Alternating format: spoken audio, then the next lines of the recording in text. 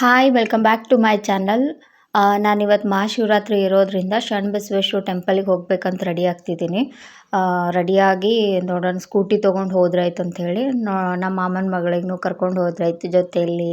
ಸ್ವಲ್ಪ ಕ್ಯಾಮ್ರಾ ಹಿಡಿಯೋಕ್ಕೆ ಬೇಕಲ್ಲ ಯಾರಾದರೂ ಅಂಥೇಳಿ. ಅವಳು ರೆಡಿಯಾಗಿದ್ದಾಳೆ ಎಲ್ಲ ಅಂತ ಕೇಳ್ಕೊಂಡೆ. ಅವಳು ಇನ್ನೂ ರೆಡಿ ಆಗ್ತಿದ್ದಾಳೆ. ನಾನು ಅಲ್ಲಿ ತನಕ ನನ್ನ ಪರ್ಸ್ ಅದೆಲ್ಲ ಡಿಕ್ಕಿ ಒಳಗೆ ಹಾಕ್ಕೊಂಡು ಹೋದ್ರಾಯ್ತು. ಪೆಟ್ರೋಲ್ ಏನು ಇರಲಿಕ್ಕಿಲ್ಲ, ಪೆಟ್ರೋಲ್ ಹಾಕಿಸ್ಕೋಬೇಕೇನೋ ಅಂತ ಅಲ್ಲೆಲ್ಲ ಯೋಚನೆ ಮಾಡ್ಕೊಂಡು ಸ್ಕೂಟಿ ತೆಗೆದೆ. ಅದು ಸ್ಕೂಟಿನೂ ಸ್ವಲ್ಪ ಯಾಕೋ ಸ್ಕ್ರ್ಯಾಚ್ ಆಗ್ಯದ. ಲಾಸ್ಟ್ ಟೈಮ್ ಬಿದ್ದಿದ್ದ ಅದ್ರಲ್ಲಿಂದ ಸ್ವಲ್ಪ ಇದು ಆಗ್ಯದ. ಯಾರೆಲ್ಲ ನನ್ನ ಚಾನಲ್ ನೋಡ್ತಾ ಇದ್ದೀರಿ ಅವರಿಗೆಲ್ಲ ಮಹಾಶಿವರಾತ್ರಿ ಹಬ್ಬದ ಹಾರ್ದಿಕ ಶುಭಾಶಯಗಳು. ಆಲ್ರೆಡಿ ಶಿವರಾತ್ರಿ ಮುಗ್ದೋಗಿದೆ. ನಾನು ಇವತ್ತು ಒಂದಿನ ಲೇಟಾಗಿ ವಿಡಿಯೋ ಹಾಕಿದ್ದೀನಿ. ಹೋಗಬೇಕಾದ್ರೆ ಹಾಗೆ ನಮ್ಮ ಅಕ್ಕ ಅದು ಕಾಣಿಸ್ತಿದ್ದಾರೇನೋ ಅಂಥೇಳಿ ಅವ್ರು ಟೆಂಪಲ್ಗೆ ಹೋಗಿದ್ರು. ಅಲ್ಲಿ ನಮ್ಮದು ಶರಣಸಿರಿಸ್ಕಿಯಿಂದ ಬಿದಪುರ ಕಾಲನಿಯಿಂದ ಹೀರಾಪುರ ಕ್ರಾಸು ಮತ್ತು ಹಿಂಗೆ ಹೋಗ್ತೀವಲ್ಲ ನಾವು ಫ್ಲೈಓವರ್ ಮೇಲಿಂದ ಹೋಗಬೇಕಾದ್ರೆ ಸ್ವಲ್ಪ ಹುಷಾರಾಗಿ ಹೋಗಬೇಕು. ಯಾಕಂದರೆ ಲಾಸ್ಟ್ ಟೈಮ್ ಹೋಗಬೇಕಾದ್ರೆ ಅದು ಮಳೆದು ಒಂದು ಇದು ಬಿದ್ದಿತ್ತು. ಸೈಡಿಗೆ ಹೋಗಬೇಕಾದ್ರೆ ಅದು ಹತ್ತದ. ಹುಷಾರಾಗಿ ಹೋಗೋದೇ ಬೆಟ್ರು. ನಂದು ಸ್ಕೂಟಿಗೂ ಲಾಸ್ಟ್ ಟೈಮ್ ಹಾಗೆ ಆಗಿತ್ತು. ಚಾಳಿಯೊಳಗಿಂದು ಏನು ಬುದ್ಧಿವಾರ ಥರ ಅವ್ರು ಮಾಡಿದ್ದದು ಭಾಳ ಬೆಸ್ಟ್ ಆಗಿದೆ. ನಮ್ಮೂರಾಗೂ ಇದ್ದಿದ್ರೆ ಇನ್ನೂ ಚಲೋ ಆಗ್ತಿತ್ತು. ಏನು ಮಾಡೋದು, ಕಣ್ಣಿ ಮಾರ್ಕೆಟು ಯಾವಾಗೂ ರಶ್ಶೆ. ಬಟ್ ಅಷ್ಟೊಂದಿಲ್ಲ. ನಿನ್ನೆನೇ ಎಲ್ಲ ಖರೀದಿ ಮಾಡಿದ್ರೇನು ಇವತ್ತು ಅಷ್ಟಕ್ಕಷ್ಟೇ. ನಾವು ಹೀಗೆ ಮಿಡಲ್ ರೋಡಿಂದ ಟೆಂಪಲ್ ಶರಣಬಸವೇಶ್ವರ ಟೆಂಪಲ್ದು ಹಿಂದೆ ಸೈಡಿಂದ ಬಂದ್ವಿ. ಹಾಗೆ ಬರಬೇಕಾದ್ರೆ ನಾವು ಅಂದ್ಕೊಂಡ್ವಿ ನಾವು ಹೋಗುವಾಗ ಒಂದು ಅರ್ಬಿ ತೊಗೊಂಡು ಹೋದ್ರೆ ಆಯ್ತು ಅಂತೇಳಿ ತಲೆಯಲ್ಲಿ ಇಟ್ಕೊಂಡು ಹೋದ್ವಿ. ನಾವು ಸುತ್ತಾಡೋದು ಇದರಲ್ಲಿ ಅರ್ಬಿ ತೊಗೊಳೋದನ್ನೇ ನೆನಪಾಗಿ ಬಂದ್ವಿ ಮನೆಗೆ. ಹೋಗಬೇಕಾದ್ರೆ ಶರಣಬಸವೇಶ್ವರದ್ದು ಟೆಂಪಲಲ್ಲಿ ಏನು ಇದು ಜಾತ್ರೆನೇ ಸ್ಟಾರ್ಟ್ ಆಗಿದೇನೋ ಅನ್ನೋ ಥರ ಇತ್ತು.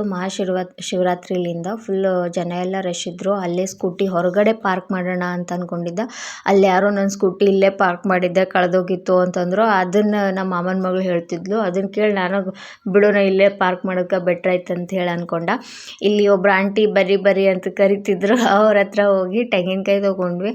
ಅವರು ನಾನು ಅಂದ್ಕೊಂಡ ಅವ್ರು 50 ರೂಪಾಯಿ ಅಂತಂದರು. 2 ಅಗರಬತ್ತಿ ಹಾಕಿದ್ಕೆ ಅವ್ರು 70 ರೂಪಾಯಿ ಮಾಡಿದ್ರು.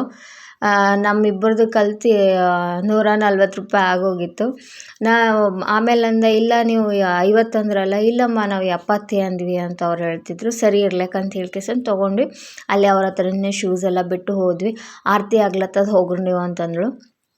ನಾವಿಬ್ಬರು ತೊಗೊಂಡು ಹೋಗಬೇಕಾದ್ರೆ ಫುಲ್ ನಾನು ಅಂದ್ಕೊಂಡೆ ಇಲ್ಲಿ ಆರತಿ ಲೈನಿಗೆ ನಾವು ಇಷ್ಟೊತ್ತವರೆಗೂ ನಿಂತರೂ ನಾವು ಯಾವಾಗ ಮನೆಗೆ ಹೋಗ್ತೀವಿ 11 ಆಗ್ತದೇನೋ ಅಂತೇಳಿ. ಇಲ್ಲ ಬಾ ನಾವು ಅಲ್ಲಿ ಮುಂದೆ ಸೈಡ್ ಕಾಯಿ ಹೊಡೆದು ಹೋಗೋಣ, ಈಗ ಸದ್ಯಕ್ಕೆ ನೋಡ್ಕೊಂಡು ಹೋಗೋಣ ಅಂತ ಒಂದು ಸ್ವಲ್ಪ ನೋಡಿದ್ರಾಯ್ತು ಅಂತೇಳಿ ಟೆಂಪಲ್ ಒಳಗೆ ಹೋಗೋಕೆ ಟ್ರೈ ಮಾಡಿದ್ವಿ. ಅಲ್ಲೇನೂ ಪ್ಲೇಸೇ ಇರಲಿಲ್ಲ. ಮತ್ತೆ ಯಾವತ್ತಾದ್ರೂ ಬಂದು ನೋಡ್ಕೊಂಡು ಹೋದ್ರಾಯ್ತಪ್ಪ ಅಂತ ಹೇಳಿ ಅಂದ್ಕೊಂಡು ಇಲ್ಲೇ ಔಟ್ಸೈಡಲ್ಲೇ ಕಾಯಿ ಹೊಡ್ಯೋಕ್ಕಂತ ಅಲ್ಲಿನೂ ಫುಲ್ ರಶ್ ಆಗಿತ್ತು.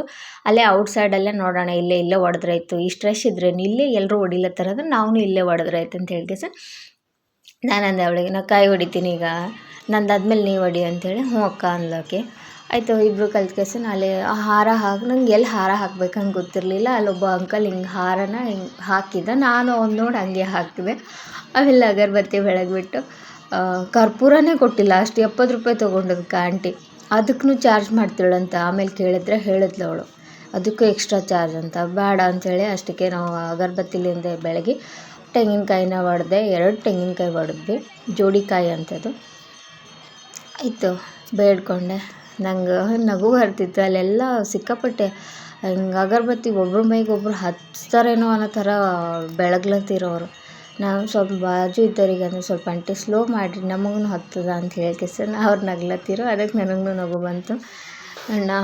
ಅಲ್ಲೊಂದು ಮತ್ತೆ ಬಸವಣ್ಣಂದು ಇದು ಇತ್ತು. ಅಲ್ಲಿ ಎಲ್ಲರೂ ಅಲ್ಲೇ ಹೋಗಿದ್ರು. ನೋಡೋಣ ನಾವು ಅಲ್ಲೇ ಹೋಗಿ ಬೆಲ್ ಮಾಡಿ ಅಂದರೆ ಗಂಟೆ ಬಾರಿಸಿ ಬೇಡ್ಕೊಂಡು ಬರೋಣ ಅಂತ. ಅದು ನನಗೆ ಆ ರಶಲ್ಲಿ ಕೈಗೆ ನಟಕ್ಕೆ ಸಿಗ್ತಿಲ್ಲ.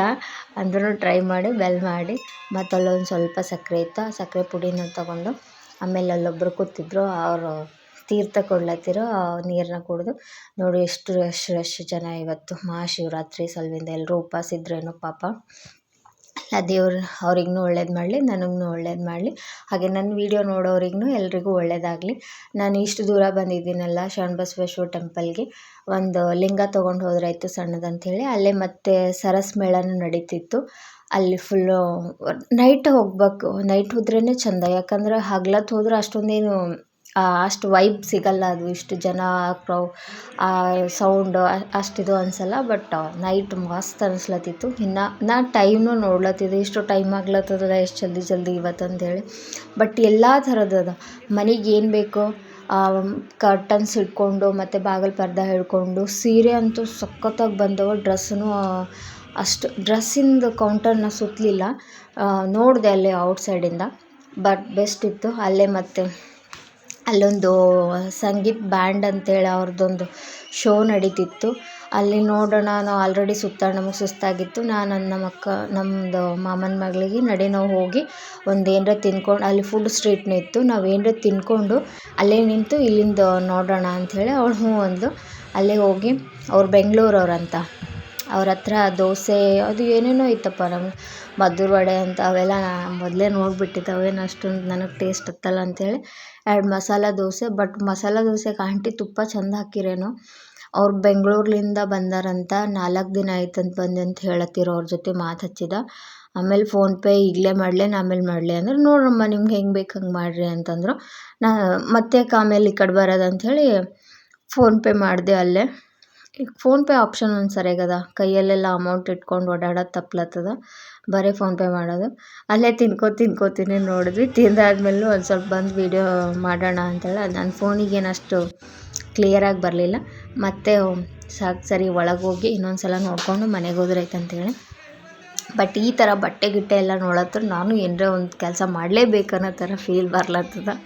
ನಾ ಎಲ್ಲಿ ಹೋಗ್ತೀನಿ ಅಲ್ಲಿ ಬಟ್ಟೆ ಕೌಂಟ್ರಿಗೆ ಹಿಡ್ಕೊಂಡು ನಿಂದಿರ್ತೀನಿ. ಆಂಟಿ ಎಲ್ಲರ ಅಂದ್ರೆ ಅಲ್ಲಾರ ಅಂತ ಅವ್ರಿಗೆ ಹೇಳತ್ತಿದ್ದ, ನಂದು ಡ್ರೆಸ್ಸಿಗೆ ಮ್ಯಾಚ್ ಆಗೋಂಥದ್ದು ವೇಲಿದ್ದರೆ ಹುಡುಕಿ ಅಂತೇಳಿ. ಪಾಪ ಭಾಳ ಕಷ್ಟಪಟ್ಟರು ಅವರು, ಎಷ್ಟೊತ್ತನೋ ಹುಡುಕಿದ್ರು ಆದರೂ ಸಿಗಲಿಲ್ಲ. ಅವ್ರು ಎಲ್ಲ ಸಣ್ಣ ಇದೇನಂತ ಅವಳು ನಮ್ಮ ಮಾಮನ ಮಗಳು ಕೇಳಿದ್ರು. ಸಣ್ಣ ಡೈರಿ ಇವೆಲ್ಲ ಎಷ್ಟು ಕ್ರಿಯೇಟಿವಿಟಿಲಿಂದ ಮಾಡ್ಯಾರ ನೋಡು, ತಗೋ ನೀವು ಅಂದರೆ ನಾ ಏನು ಮಾಡಲಿಲ್ಲ ತಿಳಕ್ಕೆ.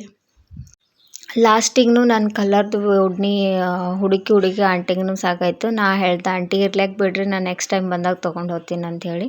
ಆಯಿತು, ಸರಸ್ ಮೇಳನೂ ಸುತ್ತಾಡಿ ಸಾಕಾಯಿತು, ಸರಿ ಮನೆಗೆ ಹೋಗೋಣ ಅಂಥೇಳಿ ಹೋಗೋಣ ಅಂತಂದ್ಲು ಅವಳು. ನಾವಿಬ್ಬರು ಮತ್ತೆ ವಾಪಸ್ಸು ಬರಬೇಕಾದ್ರೆ ಹಂಗೆ ಬಂದ್ವಿ, ಹೋಗಬೇಕಾದ್ರೆ ಹಿಂದೆ ಸೈಡಿಂದ ಬಂದ್ವಿ ಮನೆಗೆ. ಇಷ್ಟೇ ಇವತ್ತಿನ ಬ್ಲಾಗು.